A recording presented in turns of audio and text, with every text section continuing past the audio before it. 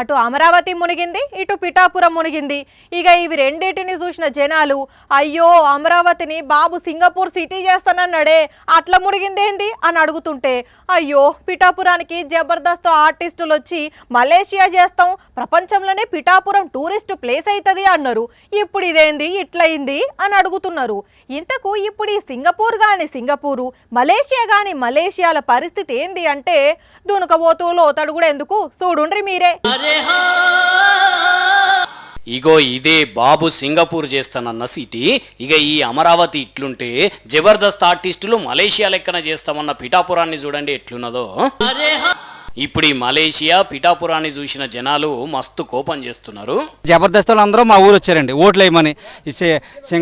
పిఠాపురం అంటే సింగపూరం చేస్తాం, సింగపూర్ మీద మలేషియా చేస్తానన్నారు పిఠాపురాన్ని అండి. ఐబ్రాది గారు అయితే పిఠాపురాన్ని ప్రపంచంలో అందరూ కలిపి చూస్తున్నారు. చూడడం అంటే వరద వచ్చిన తర్వాత మునిగిపోయిన చూడడం అంటే ఇప్పుడు టీవీలో చూస్తారండి అందరూ. పిఠాపురాన్ని ప్రపంచం చూస్తుంది అంటే ఏమో అనుకున్నాము, ఇట్లా వరదలు వచ్చి టీవీలల్లో ప్రపంచం చూస్తుంది అనుకోలేదు అంటున్నారు.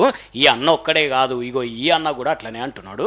పోకరు వాళ్ళు అయితే ప్రతి ఒక్కరు కూడా హైదరాబాద్లో ఎంతమంది చేస్తున్నారు అంతమంది కూడా వచ్చి ఇంటింటికి కూడా ఓటు వేయమని అడిగినోడే కానీ ఏటి ఇలా జరిగిందని ఒక నాయకుడు కూడా ఒక నాదుడు కూడా రాలేదు. విన్నారా, ఎలక్షన్లప్పుడు కొందరు ప్రచారం కోసం టూరిస్టులు లెక్కన వచ్చిండ్రు, ఏవో కామెడీ కథలు చెప్పిండ్రు. ఇవాళ ఆ జబర్దస్త్ ఆర్టిస్టులు అందరూ ఏడబోయినరు, ఒక్కరు వస్తలేరు, ఒక్కరు చూస్తలేరు, ఒక్కరు కూడా మాట్లాడతలేరు కదా అని అడుగుతున్నారు ఇదే పిఠాపురం జనాలు.